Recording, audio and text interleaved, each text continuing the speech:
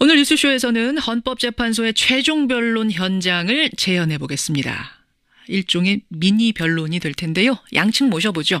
먼저 국회 소추위원 김관영 의원 연결이 돼 있습니다. 김 의원님 안녕하세요. 네, 안녕하세요. 김관영입니다. 예, 대통령 대리인단의 손범규 변호사님 안녕하시죠? 네네. 예, 반갑습니다. 김관영 의원님. 네네. 무려 81일간의 대장정 마친 소감이 어떠세요?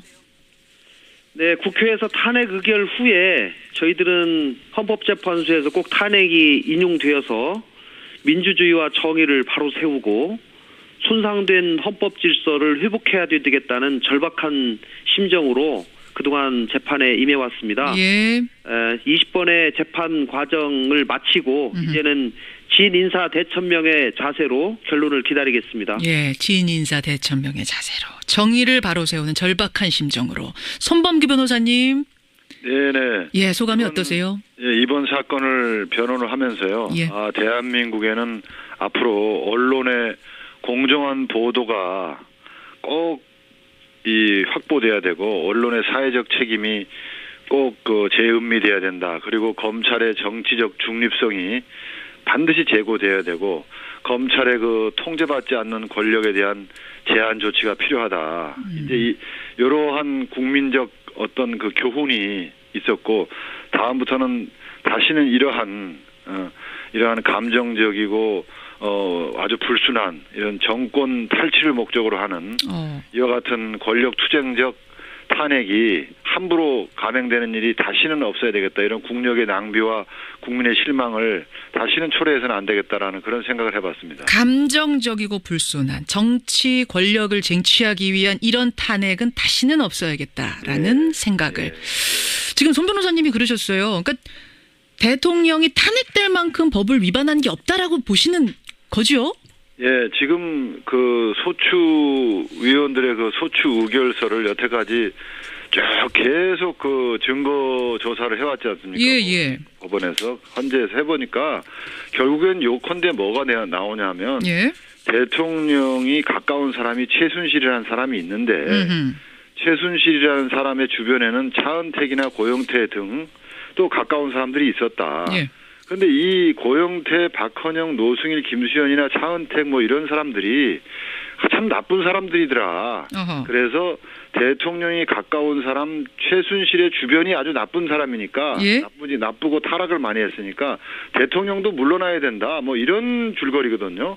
전혀 대통령이 탄핵받을 만한 법 위반 사항이 정면으로 입증된 것이 전혀 없습니다. 네. 입증된 것이 없는데 대통령의 주변인이 나쁘다고 대통령까지 나쁘다 탄핵해야 된다라고 가는 게 과연 논리적이냐 이 말씀. 네, 대통령이 탄핵된다는 건 헌법과 법률을 중대하게 위반하는 대통령의 직무집행 때문에 예.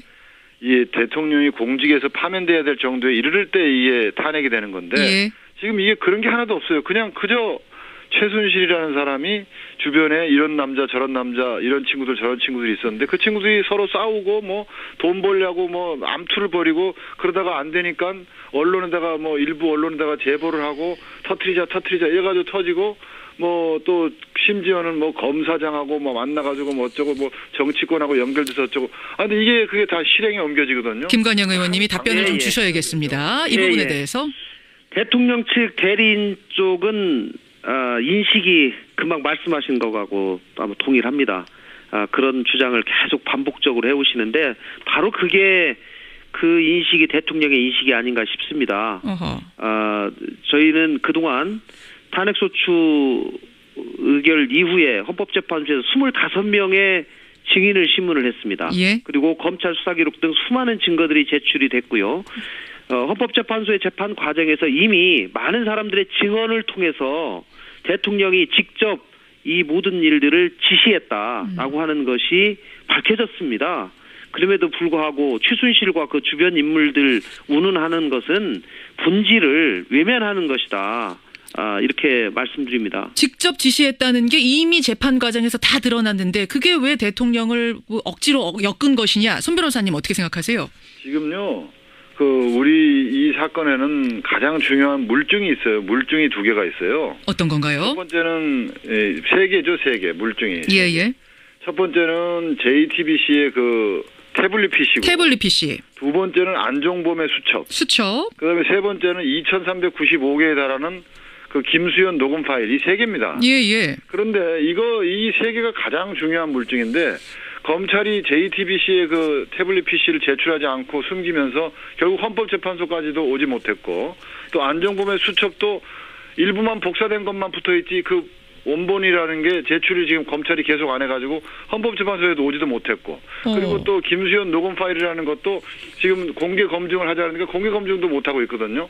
그러니까 이걸 뭐 쉽게 그냥 얘기하면 예. 그 살인 사건에서 그 살인범의 지문이 묻어 있는 칼 또는 DNA가 묻어 있는 이런 칼 이런 것이 물증이 있는데 예? 이런 거를 검찰이 제출하지 않고 계속 동네 사람들만 불러가지고 뭐 살인 사건 뭐 들어본 적 있냐 뭐 어디서 뭐 소문 들은 거 있냐 이러고 있는 거예요. 고의적으로 제출을 안 한 거라고 보시는 거예요? 의도적으로? 말도 안 되는 거죠. 누가 믿어요 이런 거를? 자, 김관영 의원님, 아니 제출을 하면 되는데 왜 제출 안 했느냐 이거거든요. 안종범 수첩에 대해서는요. 예. 이미 검찰에서 이제 제출이 되었고 그 상당 부분이 이미 헌법재판소에서도 안종범 수석이 직접 증인으로 출석을 해서 예? 그 성립의 진정을 인정을 했습니다. 어허. 그리고 수첩에 나와 있는 여러 내용들에 대해서 재판관의 질문, 또 소추위원들의 질문, 또 대통령 측의 질문에 대해서 수첩에 기재된 내용이 맞다라고 이미 증언을 했기 때문에 예? 그 수첩에 기재된 여러 가지 내용들 또 안종범 수석이 직접 본인이 대통령이 지시하지 않은 것은 하나도 자기가 일하지 않았다라고 얘기를 했거든요. 본인이 나와서 그러니까 수첩을 쓴 그 본인이 나와서 직접 지시 받아서 했다라고 얘기를 했는데 더 이상 뭐가 필요하냐 이 말씀이세요. 맞습니다. 요거는 그럼 답변을 좀 듣고 가죠. 손범규 변호사님 어떻게 생각하십니까? 예, 안종범 증인이 나와서요. 예. 안종범 증인이 나와서 뭐라 그랬냐면 수첩에 그 적혀 있는 내용이 예. 대통령이 지시한 사항을 받아 적은 것도 있고 대통령님과 다른 사람의 대화 내용을 대통령님 또는 다른 사람이 전달해 주는 걸 받아 적은 것도 있고 자기 혼자 생각을 받아 적은 것도 있는데 예. 이러한 여러 가지 기재 내용이 도대체 어느 게 어느 건지 지금 이제 와서 그걸 제대로 심각하게 살펴봐도 기억 안 나는 것도 많다. 이렇게 분명히 기억을 하거든요. 그렇게 하는데 그렇게 하면 그 안종범의 수첩을 예? 그걸 왜 못 내놓습니까? 수첩을 내놔야 되는데 지금 어떻게 하냐면 안종범 수첩 중에 일부를 이렇게 발췌해 가지고 요약하는 부분을 발췌해 가지고 물어보는 거예요. 이렇게 메모한 적 있냐? 예. 뭐 그런 것 같다. 이게 이런 뜻 아니냐? 뭐 그런 것 같다. 이러한 조서 있죠. 예? 그런 안종범의 진술이 담긴 조서를 지금 법원에다가 증거로 내놓고 요게 증거입니다. 그리고 우리 측에서 그러면 아예 그 수첩을 좀 가져와 봐라 속 시원하게. 예? 그건 못 가져오겠다는 거예요. 아니 그러니까 제가 말씀드린 거 아닙니까? 지금 지문이 묻어 있는 칼이 있다 이거예요. 알겠습니다. 아까 그거 말씀하셨어요. 김관영 의원님한테 답변을 좀 들어보죠. 아니 그거 갖다 내라고 하면 그냥 내면 되는데 왜 안 내느냐? 뭔가 좀 뒤로 구린 게 있어서 못 내는 거 아니냐? 쉽게 말하면 지금 그 얘기인 것 같아요. 대통령 측은. 그러니까 헌법재판소에서 예. 직접 증거를 채집하는 기관이 아닙니다. 예를 들면 어떤 증거들이 있는데 이거 강제로 내시오라고 할 수 있는 기관은 아니고요. 예? 헌법재판소에서 수집한 증거는 대부분 검찰에 예? 당신들이 수집한 이런 증거가 있는데 이거를 헌법재판소에다 좀 제출을 해 주십시오. 라고 요청을 해서 검찰을 통해서 간접적으로 수집한 증거들이거든요. 검찰은 다 가지고 있긴 있고 다 조사한 거죠? 네, 그렇습니다. 예. 근데 검찰이 그중에 뭐 어떤 것은 또 주고 어떤 것은 안 주고 지금 이런 상황입니다. 그런데 그것을 검찰을 저희가 탓할 수는 있어도 예?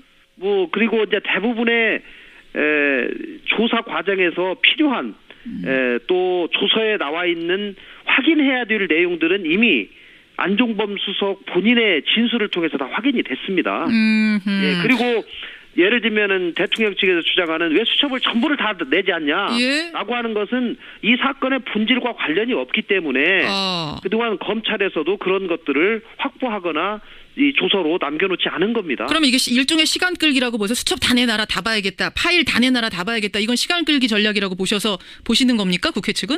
수첩 다 내놔라. 또 김수현의 녹음 파일 전부 재생해서 검증하자. 이런 것은 시간 끌기로밖에 볼 수가 없는 것이죠. 손 변호사님 답변 짧게 저희가요, 듣겠습니다.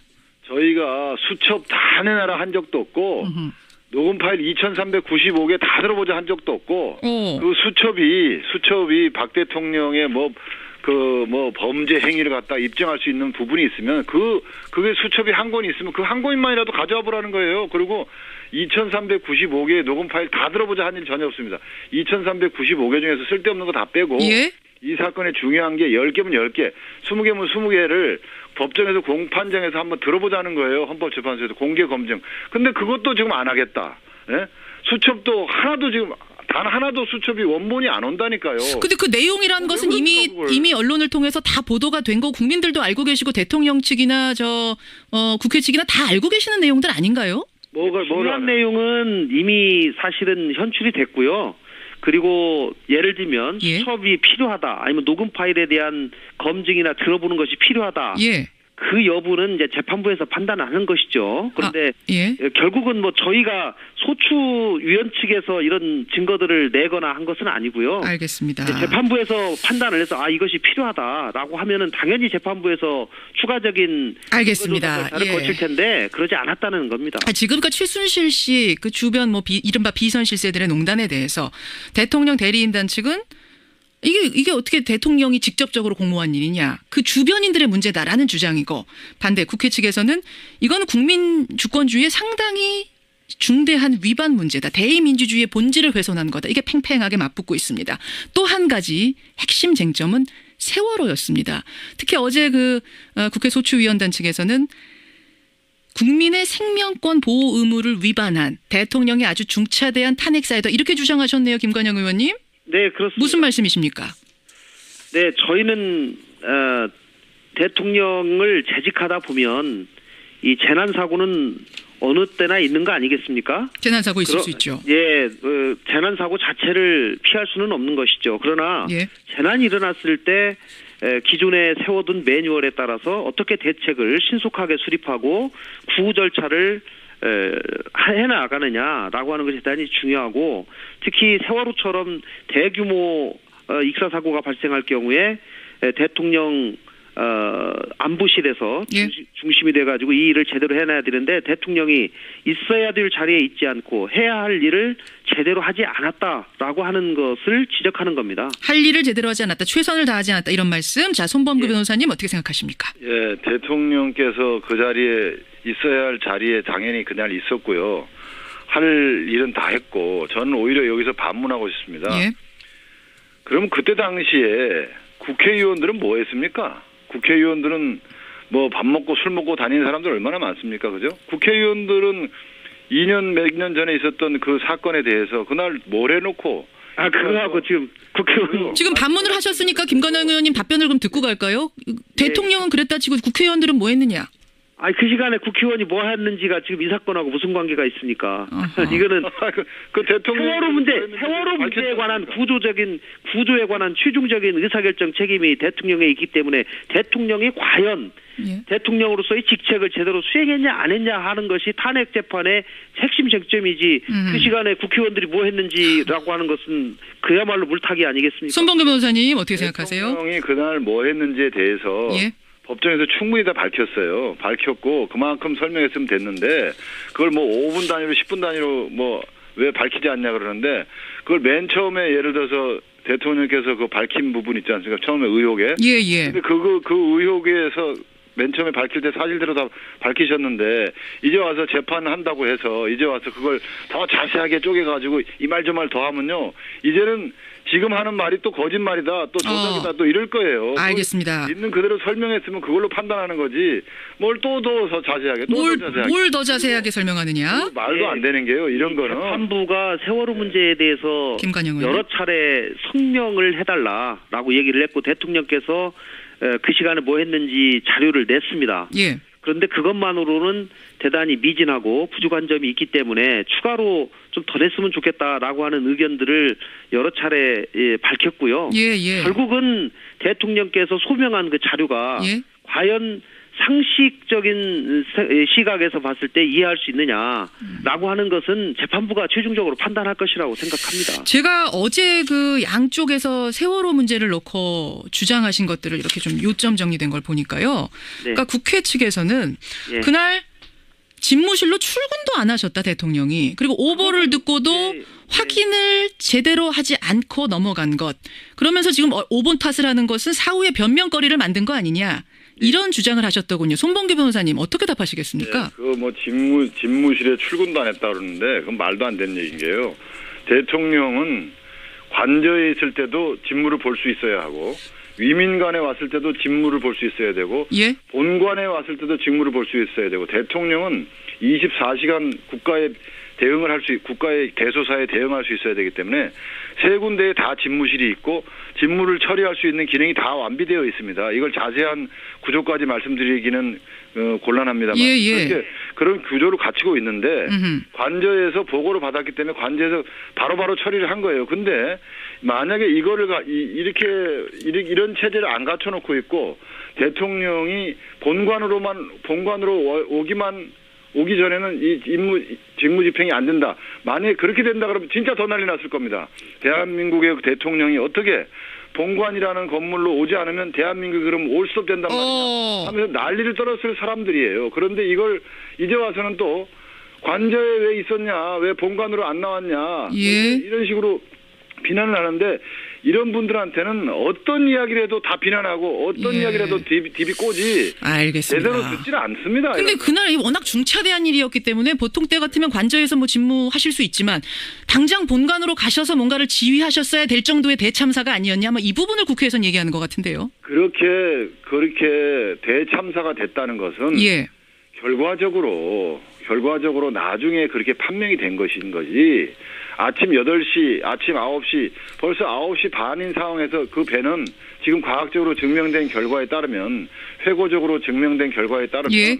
그때는 9시 반, 10시도 되기 전에 이미 벌써 배가 뒤집어져가지고, 사람들이 이제 구해낼 수 없는 그런 안타까운 상황으로 이미 알겠습니다. 전개돼 버린 거였어요. 그걸 아는 사람이 아무도 없었습니다. 그 현장에 있는 피해자들과 그 현장에 갔던 예. 현장 일선 지휘관 이외에는 예. 아무도 그 상황이 그렇게 된 줄 모르는데 그거 대통령마저도 그걸 모르고 있었는데 그런 사람한테가 이렇게 회고적으로 지금의 시각에서 막 이렇게 비난하고 한다는 게 말이나 되는 소리예요. 결과론적인 비난이다. 김관영 의원님 어떻게 생각하세요? 관저 집무실에 있었어도 그 상황이 이럴 줄을 그때는 몰랐던 거다.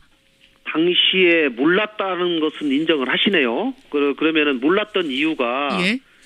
관저에 있어서 몰랐느냐, 알아요, 집무실에 있어서도 몰랐느냐라고 하는 것은 그거는 좀 따져봐야 될 일인데요. 어쨌든지 간에 집무실과 관저에 있는 것이 대통령 측에서는 똑같다.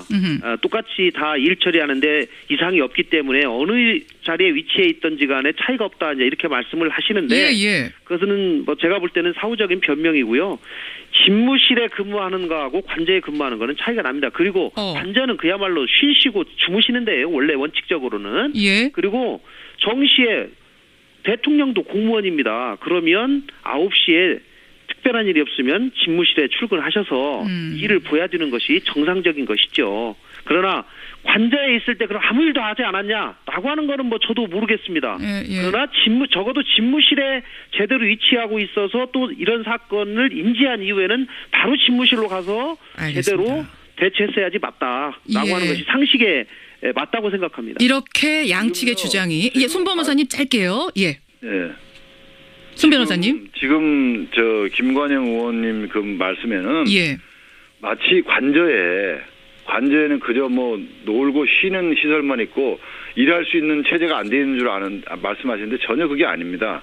관저에 가보시면 알지만은 관저에도 완벽한 시설을 갖추은 집무실이 있어요. 또 있어야 합니다. 그게 정상입니다. 그리고 본관에도 마찬가지고 위민관에도 마찬가지고 대통령이 청와대 경내를 벗어나지 않고 청와대 안에 있기만 하면 예. 어디서든 이 국가 전체를 지휘할 수 있는 시스템이 갖추어져 있는 게 이게 알겠습니다. 대한민국입니다. 이걸 관저에 가면 아무것도 못하고 그냥 그저 놀고 잠만 자는 곳이라고 생각하면 천만의 말씀이에요. 근데 이제 지금 그래서 청취자 그렇게 말씀하지 않았습니다. 예, 손 변호사님 청취자 질문이 하나 들어왔는데 근데 집에도 공부방이 완전히 설비가 잘 돼 있지만 제 시간에 학교 가는 것처럼 공무원인 대통령도 아무리 관저에 집무실이 잘 돼 있어도 제 시간에 집무실로 본관으로 가셨어야 되는 건 아니냐 이런 질문이 들어옵니다. 그거는 일반인들한테는 그렇게 얘기할 수 있지만요. 예. 대한민국 전체의 운명을 참 жил머지고 있는 이 궁극적인 책임자인 대통령이 24시간 동안에 언제든지 보고받고 언제든지 대응할 수 있는 체제를 비싼 돈 들여서 대한민국 청와대에다 갖춰놨는데 예. 이제 와서 국민들이 예. 왜 그거 관저에서 있으면 안 된다고. 아니 뭐 새벽은 그렇긴 하지만 그 시간은 낮 시간. 된다. 이렇게 얘기를 하면 알겠습니다. 그렇게 얘기하면 안 됩니다. 이거는. 뭐 근무 시간에도 왜 계셨느냐 이 부분 질문을 청취자가 하시는 것 같은데. 근무 시간이라는 건 아침 9시부터가 근무 밑에 시간이 지하 벙커가 있고요. 24시간 다 근무 또 시간이에요, 대통령. 비서실에 직접적인 보고들을 다 받을 수 있는 그야말로 근무하는 시설이고요. 김관영 의원님. 관저에는 뭐 여전히 본인이 쉬면서 일을 볼 수 있는 조그마한 그런 집무실이 있다고 들었습니다마는 관저에 있는 거하고 정식 집무실에 근무하고 하는 것은 여러 개념이 많이 다르다. 이 대통령이 또 너무 개입하면 이게 구조 방해라 생각했기 때문에 자제했던 것이지 의무 위반한 건 없다라는 주장이 팽팽하게 맞섭니다. 지금 국회의 소추가 적절했느냐 이 부분을 두고도 그 대통령 대리인단 지금 문제 제기하고 있죠, 손 변호사님. 네.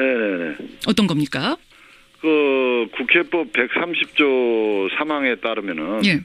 이 국회에서 탄핵 소추를 의결할 때도 그렇고 소추를 발의할 때도 그렇고 증거를 붙여서 이 국회의원들에게 사유를 설명하고 증거를 붙여서 국회의원의 판단을 개개인의 판단을 돕도록 되어 있는데 여기 붙어 있는 증거라는 게 예. 최순실이 그 비리와 범죄를 저질렀는데 거기에 대통령이 가담하거나 방조했다는 의심이 있다라는 이러한 내용을 요지로 하는 검사의 공소장. 이게 이거와 의혹을 보도하는 언론 보도가 다거든요. 검사의 공소장, 공모라는 공소장. 예. 이건 증거가 될 수. 의혹을 제기한 언론 보도나 또는 검사의 개인의 주관적 판단을 기재한 공소장 이것이 이 국회가 대통령을 탄핵할 수 있는 증거가 될 수 없다는 건 법조계에서는 이 공지의 사실입니다. 따라서 이번 탄핵 심판 자체가 잘못됐다. 각하시켜야 된다. 이런 주장을 지금 그렇죠. 대통령 측은 하고 계세요. 네. 김관영 의원님 어떻게 생각하십니까? 예, 국회가 탄핵소추 의결을 할 당시에 예. 많은 증거가 있으면 가장 좋겠죠. 그러나 국회가 증거 수집기관에 한계가 있기 때문에 예. 당시에 국회가 탄핵 의결하는데 가장 결정적인 이유는 대통령이 직접 임명한 검찰총장이 발표한 검찰 수사 결과 발표였습니다. 예. 거기에 이미 공소장에 대통령이 공범자로 기재가 돼 있기 때문에 저희들도 상당한 충격을 느꼈던 것이고 그 사실에 더 이상 국회도 안 되겠다. 대통령의 직무를 긴급하게 정지할 필요가 있다라고 해서 저희가 탄핵 소추를 한 것이고요. 저희가 국회에서 정상적인 의결 절차 또 적법한 의결 절차를 거쳤다는 것은 법무부도 인정을 했고 이 헌법재판소 재판 초기에 예. 이미 재판관과 대통령 측 대리인들이 그 부분에 대해서는 주장을 처리하겠다라고 이미 입장까지 밝힌 문제인데 아하. 재판 막판에 와서 이 부분을 계속 지적을 하는 것에 왜 막판에 와서 이러느냐. 손 변호사님 이건 좀 답변을 많은 분들이 궁금해하세요. 여태까지 절차 문제 제기 안 하다가 왜 마지막 18차 19차 변론에 와서 각하를 내려라라고 얘기하시는 것인가. 그건 왜 그러냐면요. 맨 처음에 이제 노무현 대통령 당시 그 탄핵 재판에서 예. 국회 의결 절차의 문제에 대해서는 예. 이걸 헌법재판소가 그걸 심판의 대상으로 삼아가지고 미주알 고주알 따지면은 이거는 곤란한 거 아니냐. 국회의 자율권을 법원이 침해하는 거 아니냐. 그건 따지지 말자. 예. 그랬거든요. 13년 전 판례입니다. 예. 그러니까 그걸 원용해가지고 이번 13년이 지났지만 과거 판결을 원용해가지고 우리 이제 그거 따지지 말자. 국회에서 의결 잘못한 거 가지고 뭐하러 따지냐. 예. 이렇게 이제 그 재판장님께서 제안을 하셔가지고 그럼 그럽시다 하고 지나갔는데 예. 그 부분이 바로 소송 요건이에요. 요건. 소추 요건. 그 부분에 대해서는 근데 아무리 따지지 말자고 합의를 받거나 뭐 잘 됐다고 설사 소추 요건이 갖춰졌다고 우리가 자백을 한다 하더라도 예. 효력이 없어요. 왜 그러냐면 그게 소송 요건에 관한 문제이기 때문에 법원의 직권 조사 사항이기 때문에 어허. 그건 합의 보면서 뭐 문제 삼지 않는다 그래도 그건 다 무효예요. 그래서 무효라고 보세요. 그럼 우리가 이거 문제 삼지 않아서의 문제가 아니라 무효라고 보세요. 그렇죠. 탄핵 심판이? 아니 그 끝까지 들어보세요. 그래서 예. 그래서 그렇게 문제 삼지 말자고 강일원 재판관님께서 그렇게 한 것도 다 근원이 뭐냐 하면 그 판례입니다. 13년 전에 노무현 대통령 판례. 그렇죠. 그래서 지금 저희들 얘기는 지금 뭐냐 하면 누가 뭐 잘했다 잘못했다가 아니라 예. 과거에 13년 전에 있었던 그 대법원 이 헌법재판소 판례는 이제 고칠 때가 됐다. 그 판례 내용은 아이고 뭐 헌법재판소가 국회 뭐 의결 절차까지 뭐하러 참견하냐. 알겠습니다. 이제는 고쳐야 한다. 그게 다 사법심사의 대상이 돼야 될 때가 된 거예요. 대통령의 모든 행위가 국회의 헌법재판소의 사법심사의 대상이 되는 민주사회가 됐는데 국회에서 의결 절차 잘못하고 엉망정. 알겠습니다. 손 변호사님. 사법심사의 대상이 돼야죠. 왜 안 돼야 됩니까? 손 변호사님 그러면 결과 나오면 승복은 하시는 겁니까? 그 승복 문제에 대해서는 저희가 상당히 정치적 의도가 담긴 질문이기 때문에 저희가 변호사들이 답할 때는 이것은 지금 이대로 가면 민사소송법 451조 1항 1호 소정의 이거는 재심 사유가 될 수도 있다라는 것을 법률적으로 말씀드리는 거지. 이거 뭐 승복한다 안 한다 이런 걸 상당히 말 잘못하면 뭐 이거 정치적 발언이다 뭐 불복 예고다 이러기 때문에 그건 곤란하고요. 김평우 변호사가 이미 말씀을 하셨기 때문에 제가 여쭌 건데 재심 사유가 될 수 있다. 마지막으로 김관영 의원님 어떻게 생각하세요? 재심 사유가 될 수 있다라고 그 의도를 비친 것은 불복하겠다는 저는 얘기로 들리는데요. 이것은 대단히 저는 잘못된 것이다 생각하고 이제 양측이 충분히 설명을 하고 재판 과정에서 다 변론을 했기 때문에 재판부에서 현명하게 판단을 할 것이다 저는 생각합니다. 국회 측은 국회에서의 그 적법 절차에 문제가 있다라고 하는 점에 대해서 최근 재판에서 그 부분을 대통령 측에서 주장을 했고 그 부분을 다시 재판부에서 다시 한번 자기들이 살펴보겠다라고 이미 얘기를 했습니다. 저는 국회에서의 의결 절차에 전혀 하자가 없다라고 하는 점을 말씀을 드리고요. 당시에 제가 탄핵 소추 의결서 작성 작업에도 참여를 했고 소추 의결 제안 설명도 했고 당시에 어떻게 의결이 되었는지 그 과정을 너무 잘 알기 때문에 절차법상 전혀 문제가 없다라고 하는 점을 전혀 하자 없다. 재심의 사유 되지 않는다. 그리고 국회도 역시 결과 나오면 승복한다. 예, 그렇습니다. 깨끗하게 지금 말씀해 주셨어요. 30초씩 마무리 발언 시간 드리겠습니다. 대통령 대리인단 측의 손봉규 변호사님부터 30초 드리겠습니다. 지금 이 사건은 지금 국민을 반으로 쪼갰습니다. 인용을 하자니 정말 또 큰일 나겠고 기각을 하자니 또 큰일 나겠고 이럴 때는 탈출구가 바로 각하입니다. 각하는 국회에서 의결을 잘못했기 때문에 국회로 다시 돌려보낸다. 법원으로서는 이 사건의 실체 관계를 따질 필요가 없다. 국회 의결 자체가 부적법하다라고 돌려보내는 게 각하입니다. 그렇게 각하를 하면 원래부터 일을 제대로 처리 못하고 무능한 이 국회가 한 번 더 혼만 나면 되는 일이기 때문에 국민들이 서로 싸우고 뭐 이렇게 반목하고 뭐 이렇게 데모하고 이렇게 나라가 둘로 쪼개질 이유가 전혀 없어요. 각하가 정답입니다. 신의 한 수는 각하입니다. 각하. 국회 소추위원단 김관영 의원님 30초 드립니다.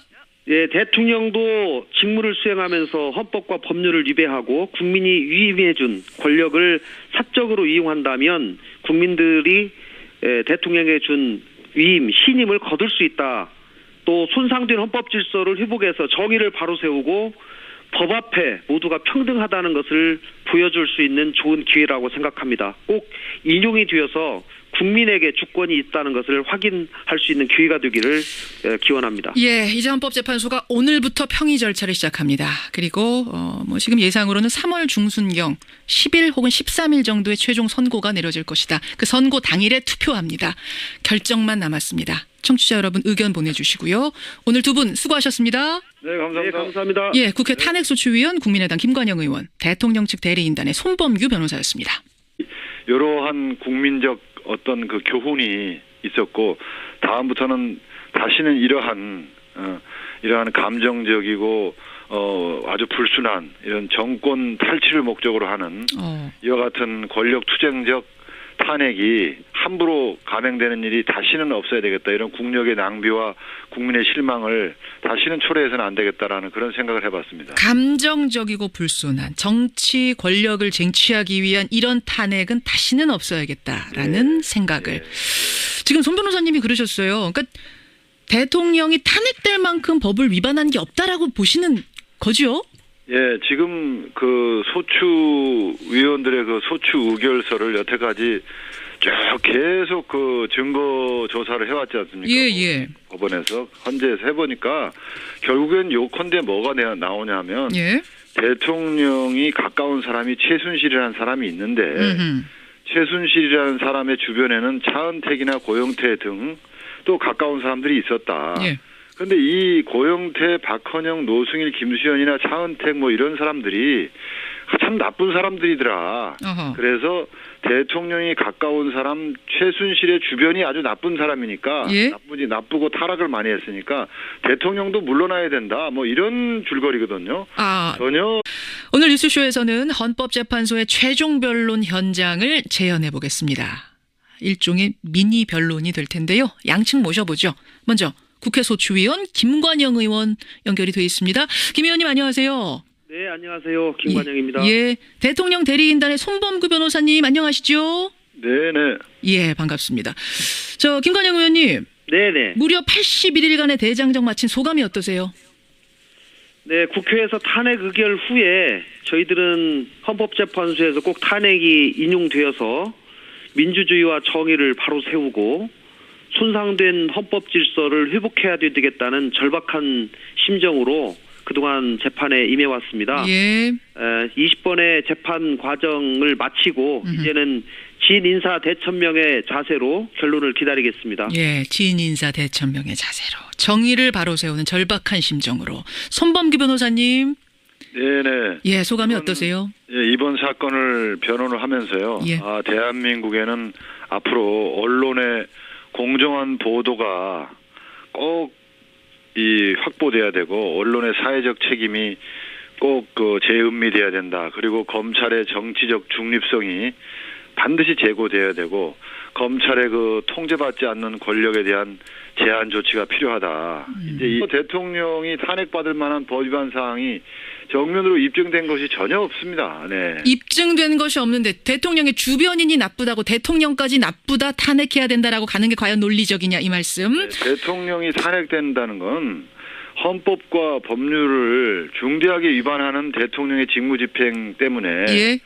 이 대통령이 공직에서 파면돼야 될 정도에 이르를 때 이게 탄핵이 되는 건데 예. 지금 이게 그런 게 하나도 없어요. 그냥 그저 최순실이라는 사람이 주변에 이런 남자 저런 남자 이런 친구들 저런 친구들이 있었는데 그 친구들이 서로 싸우고 뭐 돈 벌려고 뭐 암투를 벌이고 그러다가 안 되니까 언론에다가 뭐 일부 언론에다가 제보를 하고 터트리자 이래가지고 터지고 뭐 또 심지어는 뭐 검사장하고 뭐 만나가지고 뭐 어쩌고 뭐 정치권하고 연결돼서 어쩌고 근데 이게 그게 다 실행에 옮겨지거든요. 김관영 의원님이 답변을 좀 주셔야겠습니다. 이 부분에 대해서. 대통령 측 대리인 쪽은 인식이 금방 말씀하신 거하고 아마 동일합니다. 그런 주장을 계속 반복적으로 해오시는데 바로 그게 그 인식이 대통령의 인식이 아닌가 싶습니다. 저희는 그동안 탄핵소추 의결 이후에 헌법재판소에서 25명의 증인을 신문을 했습니다. 예. 그리고 검찰 수사기록 등 수많은 증거들이 제출이 됐고요. 헌법재판소의 재판 과정에서 이미 있는데 예? 이런 거를 검찰이 제출하지 않고 계속 동네 사람들만 불러가지고 뭐 살인 사건 뭐 들어본 적 있냐 뭐 어디서 뭐 소문 들은 거 있냐 이러고 있는 거예요. 고의적으로 제출을 안 한 거라고 보시는 거예요? 의도적으로? 말도 안 되는 거죠. 누가 믿어요 이런 거를. 자, 김관영 의원님, 아니 제출을 하면 되는데 왜 제출 안 했느냐 이거거든요. 안종범 수첩에 대해서는요. 예. 이미 검찰에서 이제 제출이 되었고 그 상당 부분이 이미 헌법재판소에서도 안종범 수석이 직접 증인으로 출석을 해서 예? 그 성립의 진정을 인정을 했습니다. 어허. 그리고 수첩에 나와 있는 여러 내용들에 대해서 재판관의 질문, 또 소추위원들의 질문, 또 대통령 측의 질문에 대해서 수첩에 기재된 내용이 맞다라고 이미 증언을 했기 때문에 예? 그 수첩에 기재된 여러 가지 내용들, 또 안종범 수석이 직접 본인이 대통령이 지시하지 않은 것은 하나도 자기가 일하지 않았다라고 얘기를 했거든요. 본인이 나와서 그러니까 수첩을 쓴 그 본인이 나와서 직접 지시 받아서 했다라고 얘기를 했는데 더 이상 뭐가 필요하냐 이 말씀이세요. 맞습니다. 요거는 그럼 답변을 좀 듣고 가죠. 손범규 변호사님 어떻게 생각하십니까? 예, 안종범 증인이 나와서요. 예. 안종범 증인이 나와서 뭐라 그랬냐면 수첩에 그 적혀 있는 내용이 예. 대통령이 지시한 사항을 받아 적은 것도 있고 대통령님과 다른 많은 사람들의 증언을 통해서 대통령이 직접 이 모든 일들을 지시했다라고 하는 것이 밝혀졌습니다.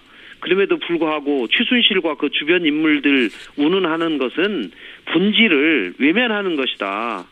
이렇게 말씀드립니다. 직접 지시했다는 게 이미 재판 과정에서 다 드러났는데 그게 왜 대통령을 억지로 엮은 것이냐? 손 변호사님 어떻게 생각하세요?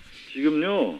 우리 이 사건에는 가장 중요한 물증이 있어요. 물증이 2개가 있어요. 어떤 건가요? 첫 번째는 3개죠, 3개 물증이. 예.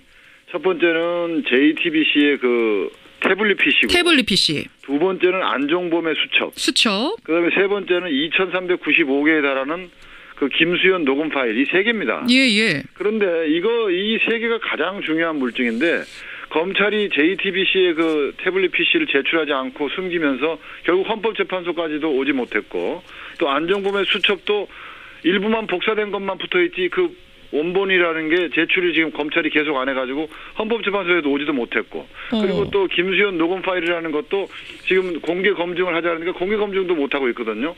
그러니까 이걸 쉽게 그냥 얘기하면 살인 사건에서 살인범의 지문이 묻어 있는 칼 또는 DNA가 묻어 있는 이런 칼 이런 것이 물증이